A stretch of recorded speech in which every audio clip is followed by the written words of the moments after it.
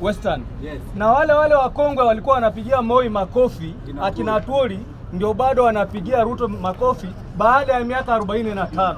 Ushenzi sio ushenzi. Ushenzi. Ni ushenzi sio ushenzi. Ushenzi. Mimi kwangu hivi sasa nina ekari moja ya shamba. Nina watoto 4. Sawa sawa.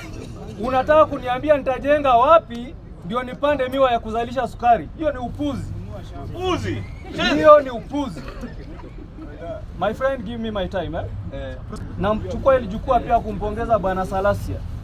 Ni vizuri kuongea kama mwanaume mbele ya rais. Kwa sababu huwezi kwenda kwa shamba kukata miwa na kiwanda kilifungwa miaka 3 zilizopita, miaka 5 zilizopita. Miwa yenye rais alikuwa anakata alikuwa anapeleka kwa kiwanda gani? Wewe unapatia watu bonus na sako ilifungwa 5 years ago. Hii bonus umeitoa wapi? Haya ndio maswali Salasia alikuwa anauliza.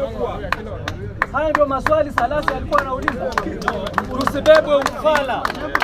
Western, ombi langu. Na tafadhali jamii zingine kwa heshima naomba mtusaidie kwa maombi.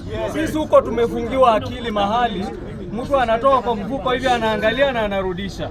Wakongwe wale walikuwa imefika wakati wa kuwafagia, ndio kwa sababu tumekuja na Tawe movement. Na ni lazima tutawafagia, wapende wasipende. Mimi naomba kiti cha MCA hapa Eastleigh South Ward, na mimi najua it's just a matter of time. Azulu Waswa Adeba. Anatafuta MCA Eastleigh.